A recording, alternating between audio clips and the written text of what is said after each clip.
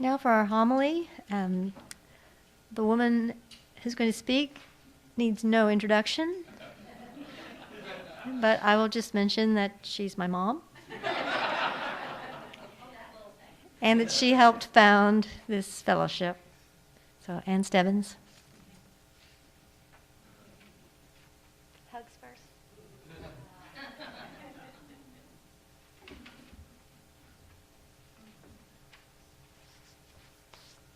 And thank you for all your wonderful hugs this morning.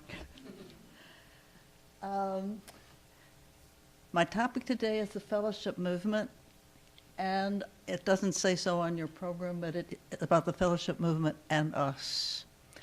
And it's about where have we come from? A lot of you are so new, you don't know where we've sort of come from. And a lot of you probably are asking the question, where are we going? And David wanted to know, was I really going to answer that question this morning? And no.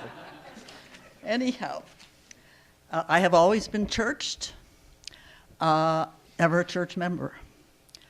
As a preschooler, my mother took me to a small interdenominational country church. When I went away to elementary school, she took me to town, to the Methodist church, and there I stayed through high school.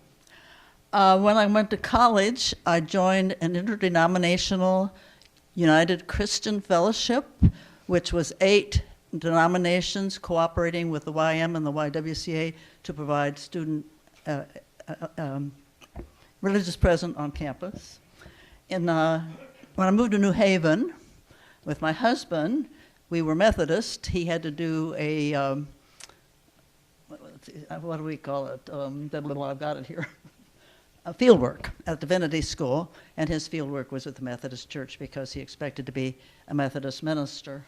In Minneapolis, where he had his first job, first we started out Methodist, but then we wandered to the Unitarian Church, and at that time, the Universalist Church. When we came to Richmond, we headed for the Lexington UU Church.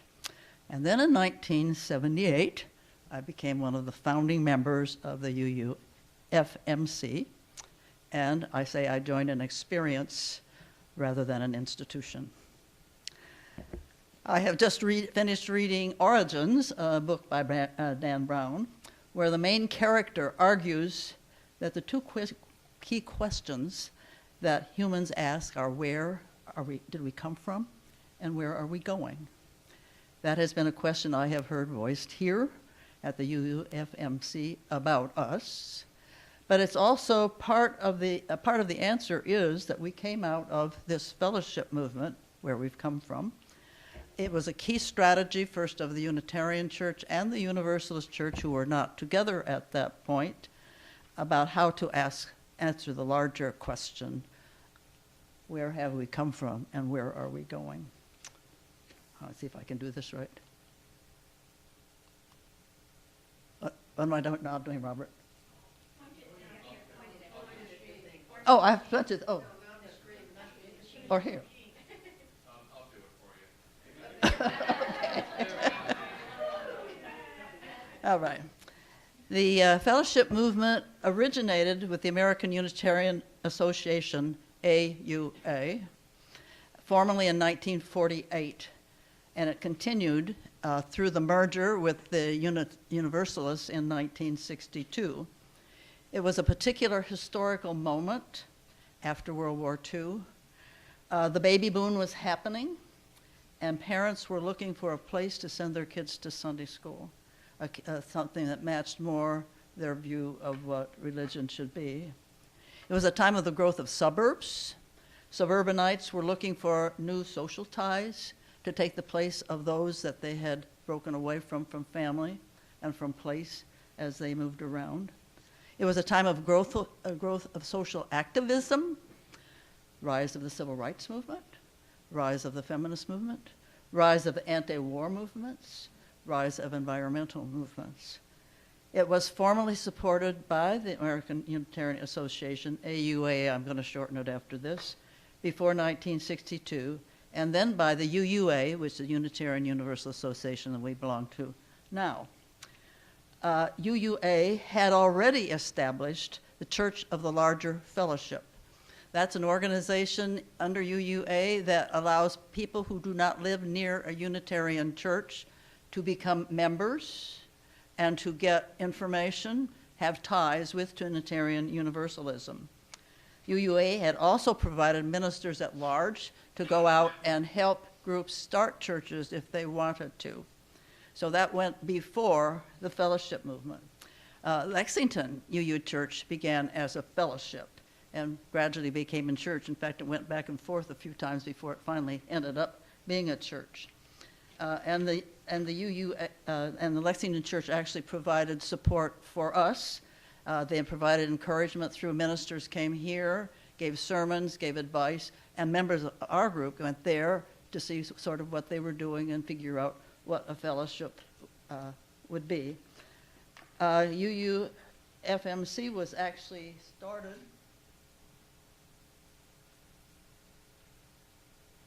I shouldn't say started. I said became official in 1979. This says we've been saying 1978. I think it was 1978, 79. We worked on it, and this usually hangs back there above our music thing, and we'll put it back. The UUFMC actually was recognized in this time after the fellowship movement was officially over. It was officially over in 1967. Next slide. To become a fellowship, the UUA had basically 3 requirements. Your group had to number at least 12. We began with a handful of people visiting in homes, talking about becoming a fellowship. Eventually, we had 18 founders listed on the plaque over there. 7 of those knew something about UU. 11 knew nothing about UU. That tells you what happens in a fellowship. Our largest membership has been in the low 50s. As of last week, we had 47, where we are. The UUA also, and AUA first, and then the UUA, also required financial support. They assessed a fee according to either per member or percent of budget. We pay to 2 parts of UUA, one the Boston office and the other a regional conference. We belong to Mid-American Regional Conference. Until 2015, we paid per member, and then last year we began to pay to UUA a percent of the budget for being part of this group. The third was the adoption of bylaws. This first group of 18 people developed bylaws using a model provided by UUA. And those bylaws have been revised by this group several times. I have the records, and maybe we did earlier, 2003, 2005, 2009, 2012, and 2015. So we keep changing our bylaws a little bit to make them better fit, but still go along with the basic model of UUA. Other fellowships formed in Kentucky. They include Lexington, that later became a church, Owensboro, that later became a church, Bowling Green, that later became a church. But UUA did not expect fellowships to become churches, and you'll see why in a minute. Sorry. UUA, at the time of the fellowship movement, became a national religious movement. Before, it had mostly been a Northeast movement. It became strongest on the East Coast and West Coasts during this expansion period. It was established mostly in towns where there were young professionals living, doctors, lawyers, university professors. It was established in university towns in Kentucky, Bowling Green, Lexington, Owensboro, Richmond, for example. UUA did not expect these towns to be big enough to support churches, which is why they were targeted. 9 out of our 18 founding faculty members were with EKU, And it's interesting, the perception continues that we're mostly EKU. We are not. We are not. We are not. Right now, 30 out of our 47 members are non-EKU, which means 17 are, so we're still here. Okay, next then. All right, who came to these fellowships? The first fellowship was established in Boulder, Colorado, and it came from the fact that a little boy went down the street because his mother wasn't taking him to Sunday school, and he wanted to go to Sunday school. So she thought, well, maybe I should do something about it. And so a group of parents got together and started using some of the UU materials, and then gradually that grew into a fellowship. A major impetus actually for this fellowship was the same. When we first formed, we had many, many young married couples with children, and we had a big RE program. At the time we moved here, that group of young married couples or couples of childbearing age had shrunk and our shape had changed. So that's something that we have struggled with here, and that's one of the things, what are we going to do on that? Some fellowships, where am I here? Oh, social activists joined. I told you about the rise of all these movements that were occurring. And UU provided programs on racism, gender, environmentalism, peace. And it turned out to be a community of like-minded people where you could share and feel comfortable with your sharing, a community of psychological support for your social activism. It was also, people also were attracted to explore, who wanted to explore religion, but were not Christian. They were looking for other religious liberals.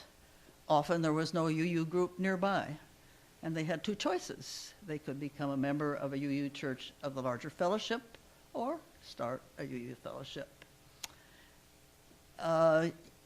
I don't know, I suppose you still remember this social life here in Madison County, certainly when I came, and I think it's still the case, was centered around church life with very conservative Christian values. So religious liberals were looking for some place to go and seeking social ties with other religious liberals.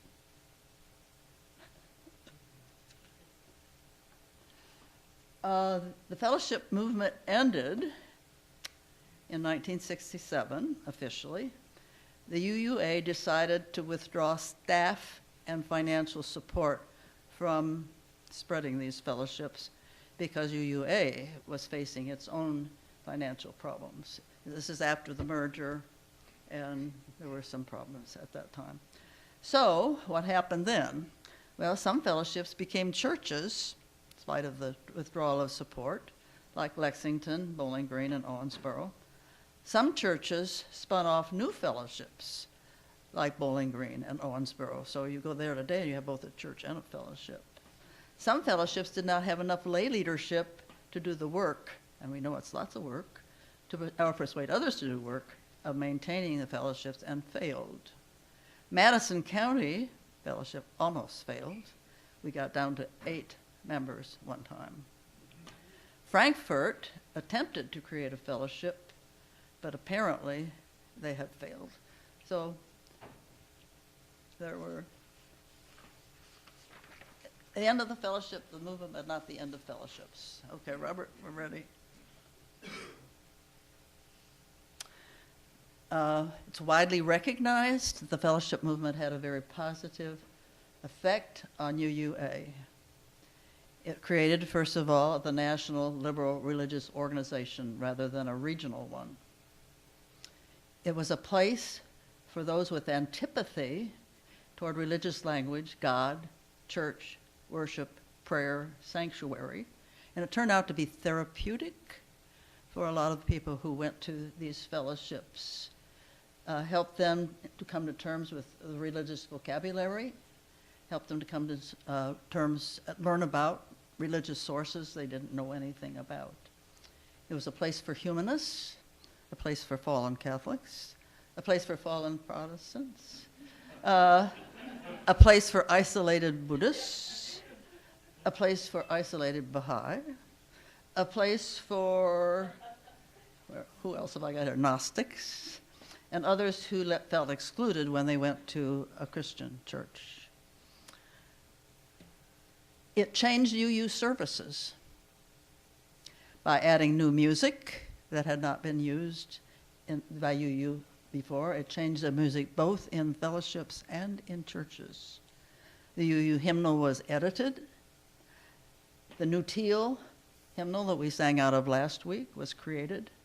New genres of music were played and sung at services, such as jazz and blues.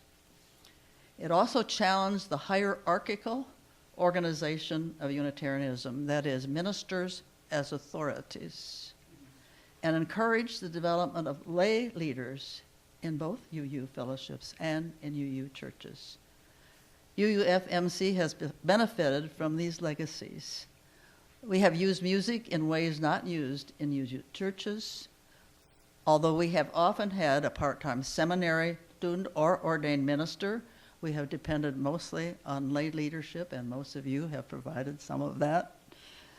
We have challenged the hierarchy in a way, and I expect we really startled you, Ed. Ed came up with a plan for redoing the front here and having the speakers up there, having the service leader up there. Hierarchy. Above. No, down on the same level with everybody else. And I guess our ordaining of Esther is another good example. We ordained her in spite of the fact that there was one committee at National that did not want us to. And I hear the rumor every once in a while that not most of us supported that, but that is incorrect. There were a few people who were against it. There was one person who left, and those people they have to feel the way they feel, but in general, this organization went against the UUA hierarchy and did ordain her as a community minister, not as our minister. Okay, Robert. There were also some unexpected challenges from the fellowship movement. 3/4 of the new members in the fellowship were completely unacquainted with Unitarian Universalism. I see that as we've had new young people come in. They have no idea about what kind of roots or how many of those roots they want to maintain. That's another thing. Some objected very much to UUA guidelines of any kind, like we didn't accept those for Esther's ordination, or they didn't want to provide financial support to UUA, which was required, or they didn't like the hierarchy of UUK. So fellowships, in a sense, didn't feel the kind of loyalty to UUA that UUA had hoped they would do. Many of these fellowships had no contact whatsoever with nearby UU groups. We were lucky to have UU Church in Lexington here. Some of these fellowships did not develop any ties to UUA. For instance, there's a national meeting called General Assembly, and there's a conference that we belong to called the Mid-American Conference. Sometimes we have sent people to these things. It's been a while to the Mid-American Conference, but every couple of years we've had somebody go to the National General Assembly, and there's always money in the budget for helping people go if they think about it, and I know they're thinking about going this year. We'll see what happens. Okay, Robert. Well, I happen to think we've made many contributions. We certainly provided a liberal religious community in Madison County, a very conservative religious community. I counted the number of Baptist churches in the paper last night. There are 73. And then if... In this one county? I'm sorry? In one county. in this one county. Or the ones at least who put their name in the church page.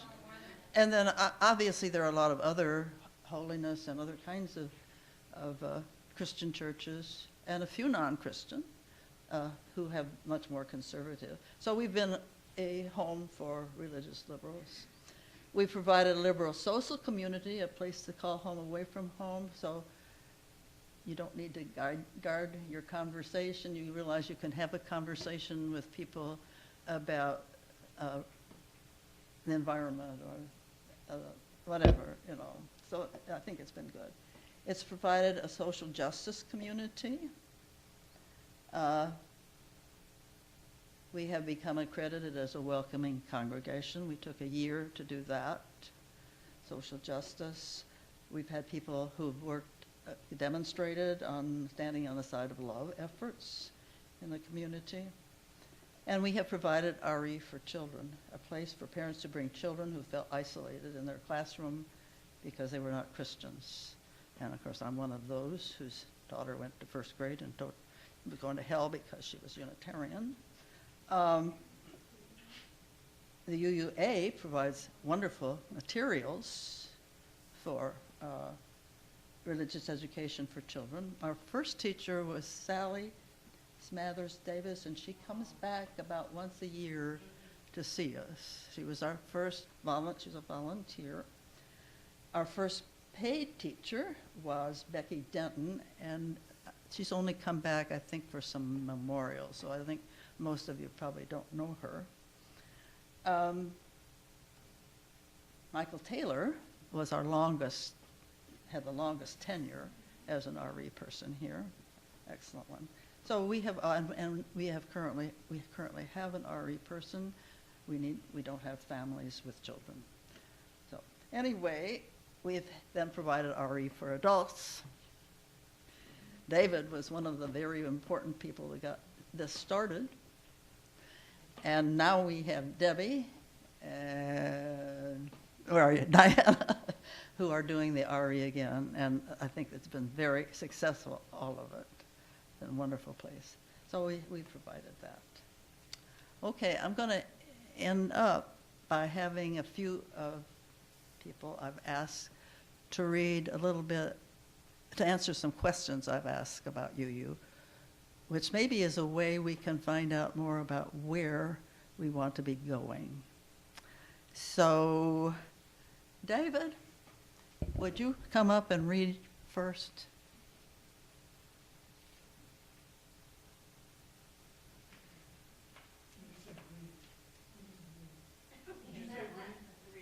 Read or say, whatever you want to do.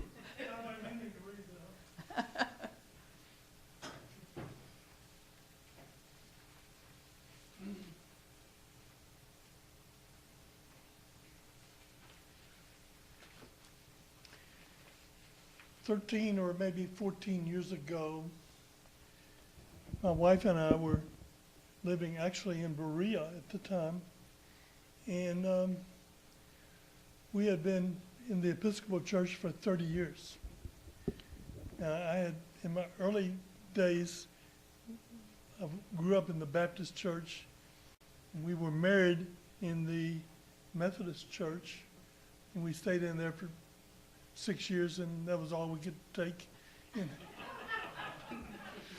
And then we switched over to the Episcopal Church, and there were a lot of things. I mean, we really had a great experience in the Episcopal Church. A few things that bothered us, like the creeds and things of that type, but basically it was a great experience.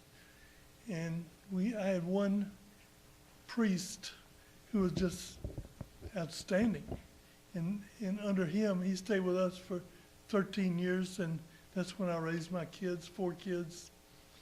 And so not too long ago, I was going down through Florida, and I drove through a town called Dade City, and that's where my priest went. His name was Lutano.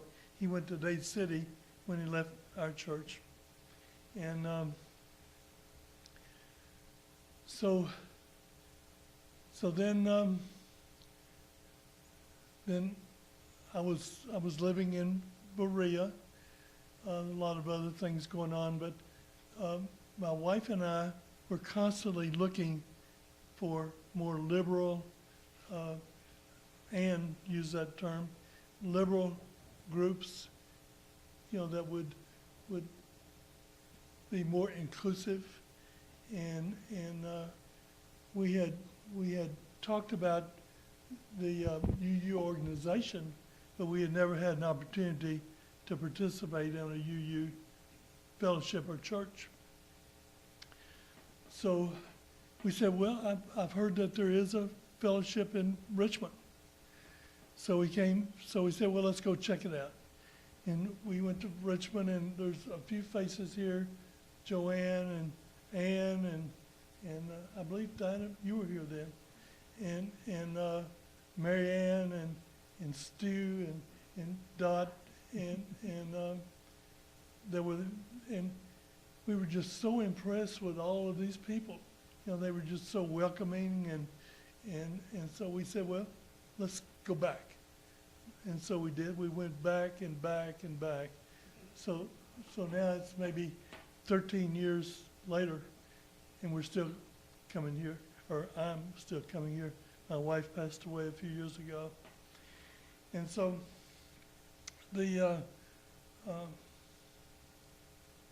so why did I continue to come here? I think if you will read this book, which I have, it's called Chosen Faith. And I started off, I read it once, and I read it again, and this tells you why I continue to come to the UU Church.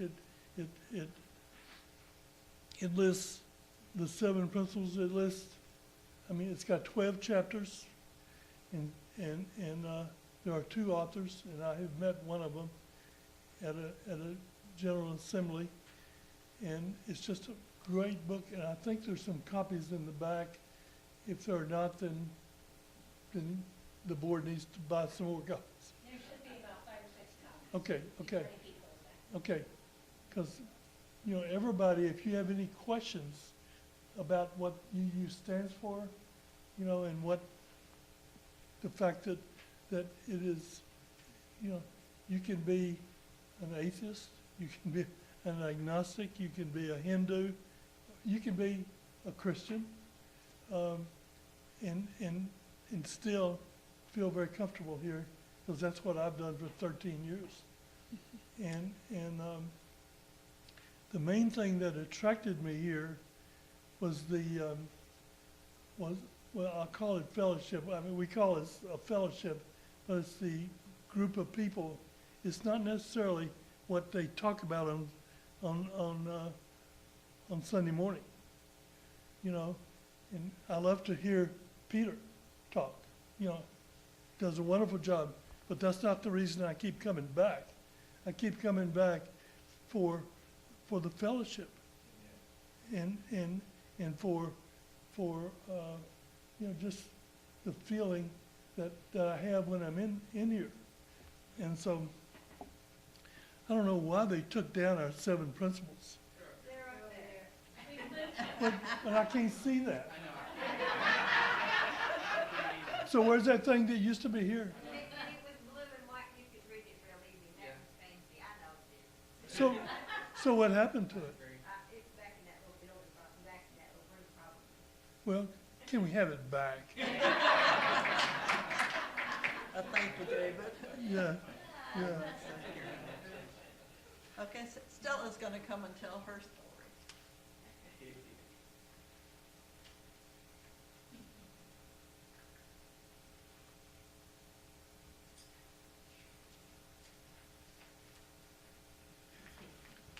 I'm going to read mine.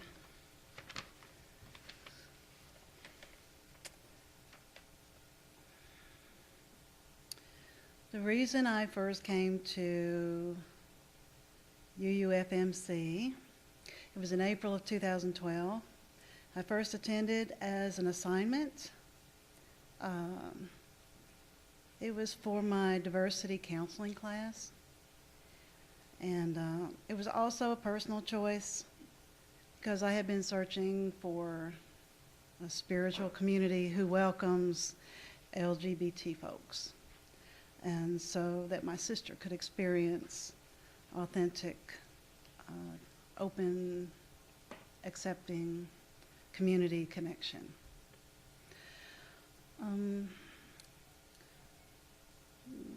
Why did I decide to come back after I first attended? My first experience was of warm and welcoming words and smiling faces.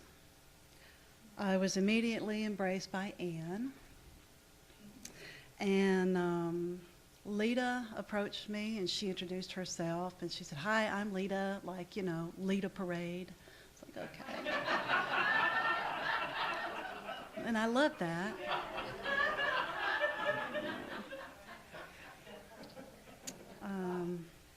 I found myself sitting next to Crazy Snake as he introduced himself. I was intrigued by the UU principles, the 7 principles that was displayed on the wall, and I felt a spark of hope when I noticed rainbow pins on a few members' name tags. I returned to observe consistency of my first experience. I just wanted to see, you know, again, because it began as an assignment, so I wanted to make sure that it was a consistent experience. And it was. So I am a member, and the reason I decided to join was I really like the 7 principles. It's not found, I've been everywhere. My sister and I have explored and tried to experience other religions, other churches. These principles are not found in any of those experiences or teachings, and in fact, it is so lacking that is bitter. And so I joined Uufmc because I feel I have found a community of open-minded, open-hearted folks. I enjoy the richness of the programs, and I value learning more from fellowship members, and I enjoy contributing and being a part of the interconnected web.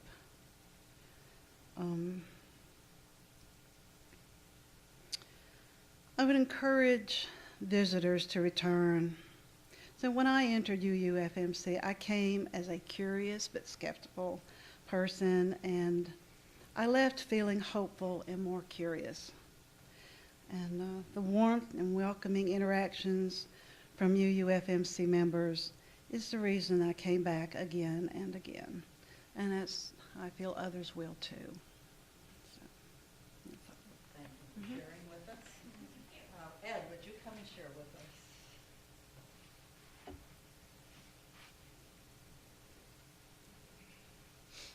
So well, let me back up to me, I guess. Growing up, of course, like many of you all were probably dragged to Christian church or Catholic church, you know, one after the other. My parents moved from church to church in this area based on the music, which I know that's shocking. So followed around several of the directors of EKU Music School, and really that was their spiritual path. When I grew up, which I guess we're not any of us really truly grown up. You know, I met James 21 years ago. We wanted that spiritual path. We started going to the church in Lexington. We ended up getting married by Nancy Coombs Morgan, which is still a very big leader in the UUA. And, you know, we got that path, that spiritual path kind of started for us. Then some stuff like my parents passed away. We moved back to Richmond, and we found this place, which has been, you know, just a beautiful path for us. When we came here, we came on the first day back from normal service, which was the water ceremony, and talk about something spiritual that was just wonderful. Then when we came back the next week, it was totally different. The homily wasn't very spiritual, but my God, the people here are so spiritual. The things around the homily are spiritual, and the homily itself still fit in with the principles themselves. So that was kind of a spiritual path that we had to take to connect it all together. And this fellowship has come a long way. Even I think that's been about 10 years ago. We did leave for a little bit, but then we came right back, and it's beautiful. This fellowship is beautiful. The people are beautiful, and I'm not talking about just looks. We became members because we felt like we were part of this family. We are still members, even though James doesn't come regularly. He still has a connection with many of the people here. He has coffee church at home when he wakes up. And then how would I encourage visitors to return? You've got to come more than just 2 times.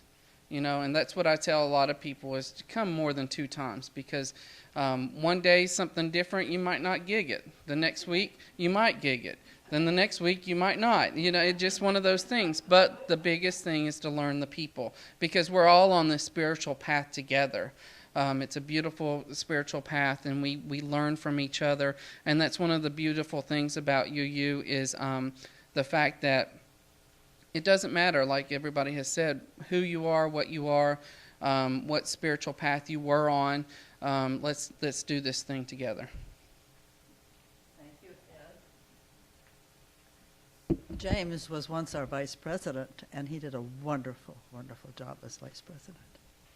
All right, how about you, Frank?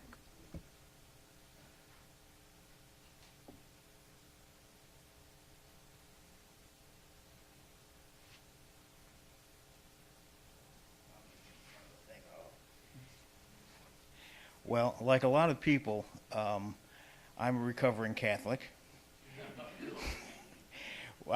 Actually, my late wife and I found Unitarian Universalism back in the early 70s. We actually went church shopping. We found that our first child was on the way, and we decided that we needed some kind of a spiritual or religious base. And so we went church shopping. We went to the Methodist church, we went to the Baptist church, which only in upstate New York could the Baptist church be the most liberal in the village, but it was. We attended services at various churches, Episcopal, which proved to be even more Catholic than the Catholics, I think, and finally tried the Unitarian Universalist Church, where we found simpatico people. This was probably 30 miles away from us, but we still joined and became active in that. And since we moved many different places, we were involved with many different kinds of Unitarian Universalist churches. And for those who have not experienced it, everyone is different. There's a different basis in terms of beliefs. Some are more spiritual, some are more humanist.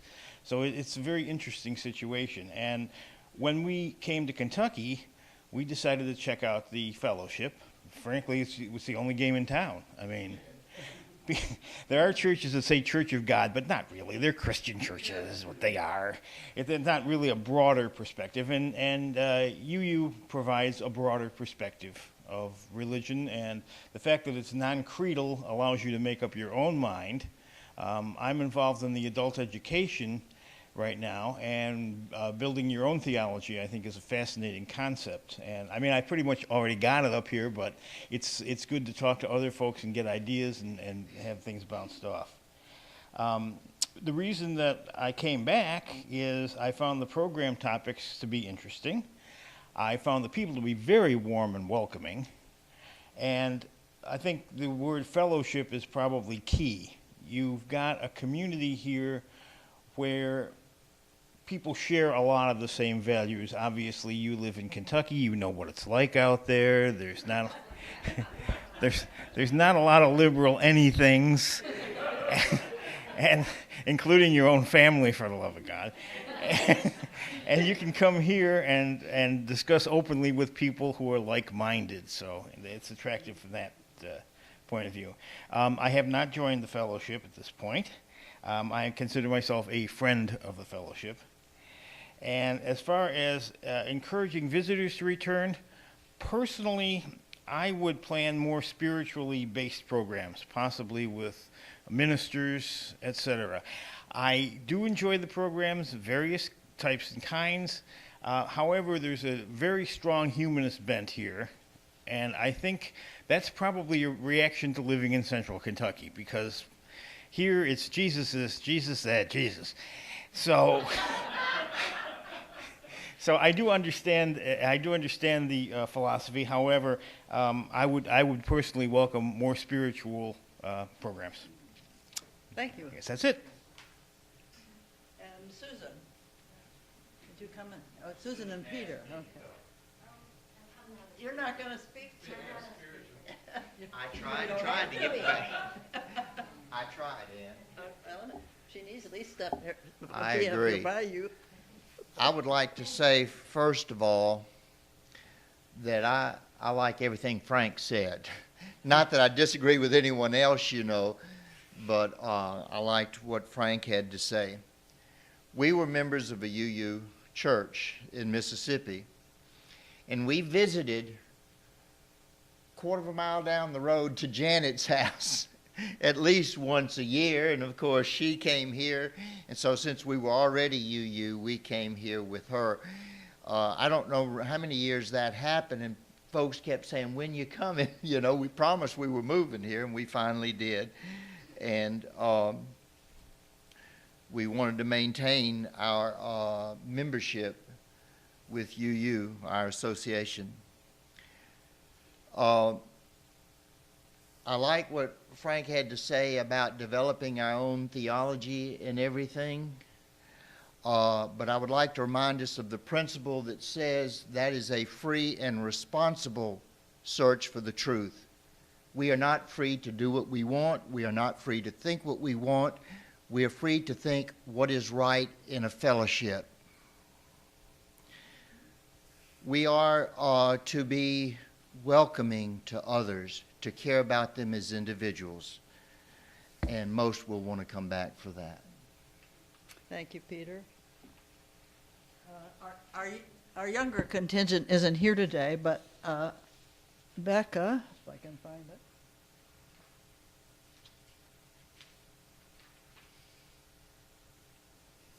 I asked Becca to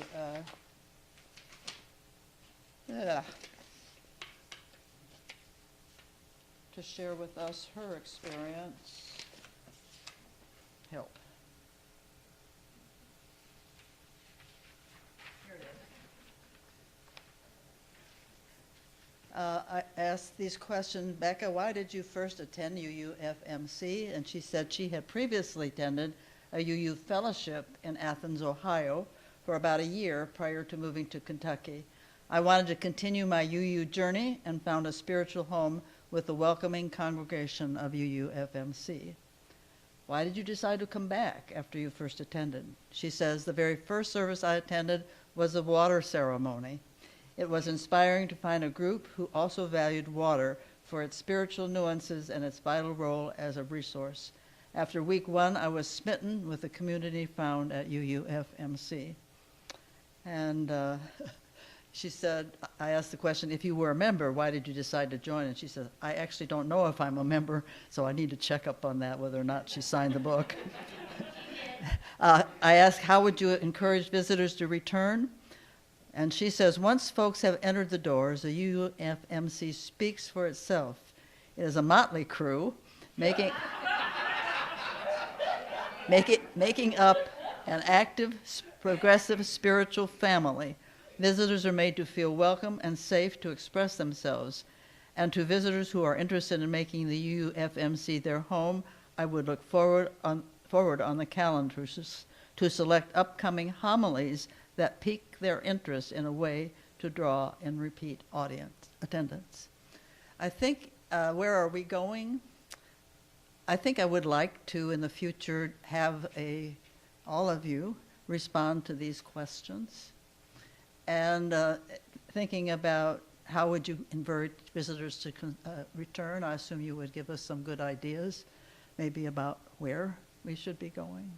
So, well, thank you very much for coming. And